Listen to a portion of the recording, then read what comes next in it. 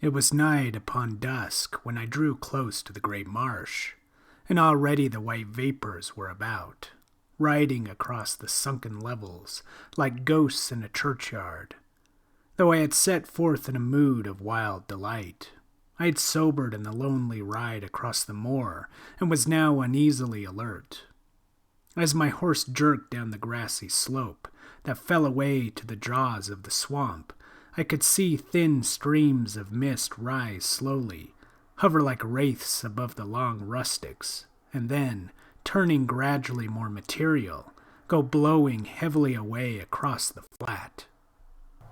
The appearance of the place at this desolate hour, so remote from human society and so darkly significant of evil presences, struck me with the certain wonder that she should have chosen this spot for our meeting. She was a familiar of the moors, where I had invariably encountered her, but it was like her arrogant caprice to test my devotion by some dreary assignation. The wide and horrid prospect depressed me beyond reason, but the fact of her neighborhood drew me on, and my spirits mounted at the thought that at last she was to put me in possession of herself. Tethering my horse upon the verge of the swamp, I soon discovered the path that crossed it, and entering struck out boldly for the heart. The track could have been little used, for the reeds, which stood high above the level of my eyes upon either side, straggled everywhere across in low arches, through which I dodged, and broke my way with some inconvenience and much impatience. A full half-hour I was solitary in that wilderness, and when at last a sound other than my own footsteps broke the silence, the dusk had fallen. I was moving very slowly at the time, with a mind half disposed to turn from the melancholy expedition, which it seemed to me now must surely be a cruel jest she had played upon me. While some such reluctance held me, I was suddenly arrested by a hoarse croaking which broke out upon my left, sounding somewhere from the reeds in the black mire. A little further it came again from close at hand, and when I had passed on a few more steps in wonder and perplexity, I heard it for the third time. I stopped and listened, but the marsh was as a grave, and so taking the noise for the signal of some raucous frog, I resumed my way. But in a little the croaking was repeated, and coming quickly to a stand, I pushed the reeds aside and peered into the darkness. I could see nothing, but at the immediate moment of my pause, I thought I detected the sound of some body trailing through the rushes. My distaste for the adventure grew with this suspicion, and had it not been for my delirious infatuation, I had assuredly turned back and ridden home. The ghastly sound pursued me at intervals along the track, until at last, irritated beyond endurance by the sense of this persistent and invisible company, I broke into a sort of run. This, it seemed, the creature, whatever it was, could not achieve, for I heard no more of it, and continued my way in peace.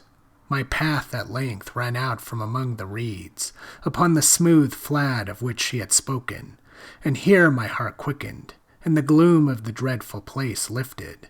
The flat lay in the very center of the marsh, and here and there in it a gaunt bush or withered tree rose like a spectre against the white mists. At the further end I fancied some kind of building loomed up, but the fog which had been gathering ever since my entrance upon the passage sailed down upon me at the moment, and the prospect went out with suddenness. As I stood waiting for the cloud to pass, a voice cried to me out of its center, and I saw her next second, with bands of mist swirling about her body, come rushing to me from the darkness.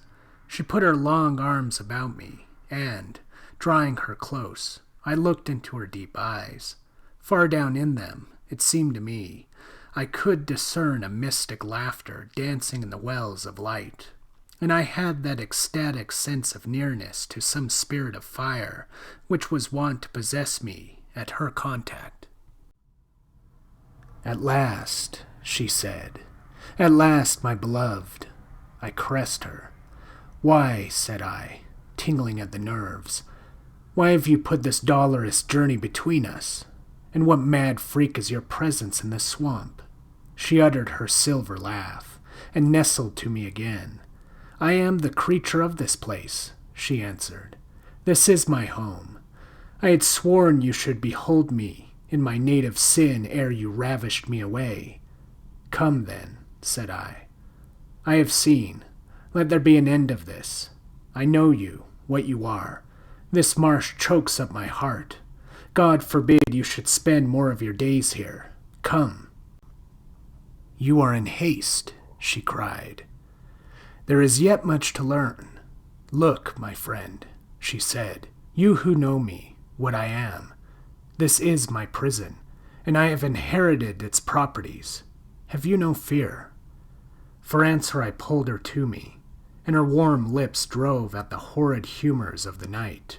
But the swift passage of a flickering mockery over her eyes struck me back as a flash of lightning, and I grew chill again.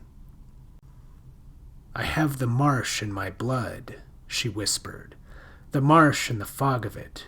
Think ere you vow to me, for I am the cloud in a starry night." A lithe and lovely creature, palpable of warm flesh, she lifted her magic face to mine and besought me plaintively with these words. The dews of the nightfall hung on her lashes, and seemed to plead with me for her forlorn and solitary plight.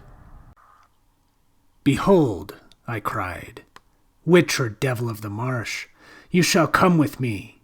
I have known you on the moors, a roving apparition of beauty. Nothing more I know, nothing more I ask. I care not what this dismal haunt means, nor what these strange and mystic eyes. You have powers and senses above me. Your sphere and habits are as mysterious and incomprehensible as your beauty. But that," I said, "is mine, and the world that is mine shall be yours also." She moved her head nearer to me with an antic gesture, and her gleaming eyes glanced up at me with a sudden flash. The similitude, great heavens, of a hooded snake.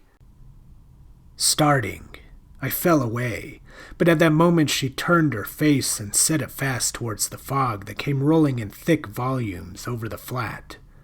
Noiselessly the great cloud crept down upon us, and all dazed and troubled, I watched her watching it in silence. It was as if she awaited some omen of horror, and I too trembled in the fear of its coming. Then suddenly out of the night issued the hoarse and hideous croaking I had heard upon my passage. I reached out my arm to take her hand, but in an instant the mist broke over us, and I was groping in the vacancy. Something like panic took hold of me, and, beating through the blind obscurity, I rushed over the flat, calling upon her. In a little the swirl went by, and I perceived her upon the margin of the swamp, her arm raised as in an imperious command. I ran to her, but stopped, amazed and shaken by a fearful sight. Low by the dripping reeds crouched a small squat thing, in the likeness of a monstrous frog, coughing and choking in its throat. As I stared, the creature rose upon its legs and disclosed a horrid human resemblance. Its face was white and thin, with long black hair. Its body gnarled and twisted as with the ague of 1,000 years. Shaking, it whined in a breathless voice, pointing a skeleton finger at the woman by my side. "Your eyes were my guide," it quavered. "Do you think that after all these years I have no knowledge of your eyes? Lo, is there aught of evil in you I am not instructed in? This is the hell you designed for me, and now you would leave me to a greater." The wretch paused, and panting leaned upon a bush, while she stood silent, mocking him with her eyes, and soothing my terror with her soft touch. "Hear," he cried, turning to me, "hear the tale of this woman, that you may know her as she is. She is the presence of the marshes. Woman or devil I know not, but only that the accursed marsh has crept into her soul, and she herself has become its evil spirit. She herself, that lives and grows young and beautiful by it, has its full power to blight and chill and slay. I, who as once as you are, have this knowledge. What bones lie deep in this black swamp, who can say but she? She is drained of health. She is drained of mind and of soul.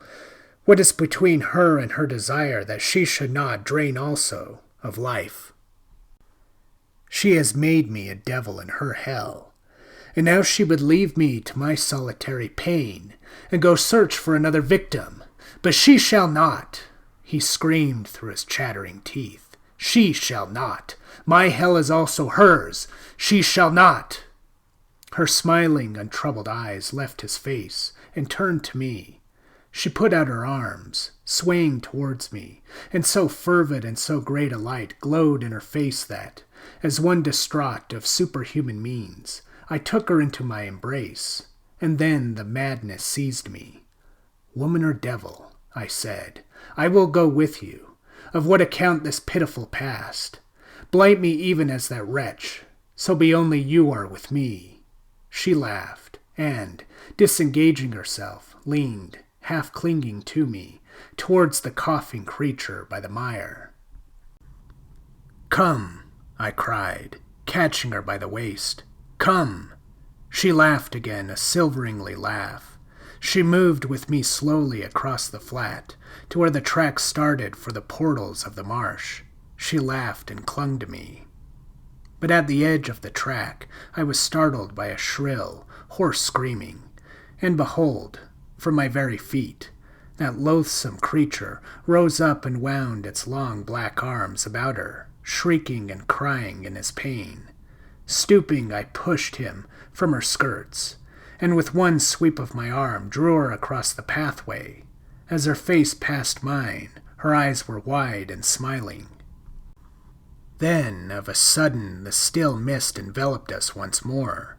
But ere it descended, I had a glimpse of that contorted figure, trembling on the margin, the white face drawn and full of desolate pain.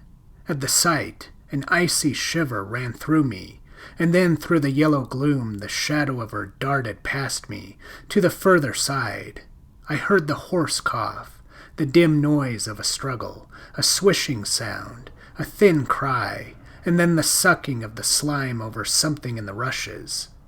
I leapt forward, and once again the fog thinned, and I beheld her, woman or devil, standing upon the verge, and peering with smiling eyes into the foul and sickly bog.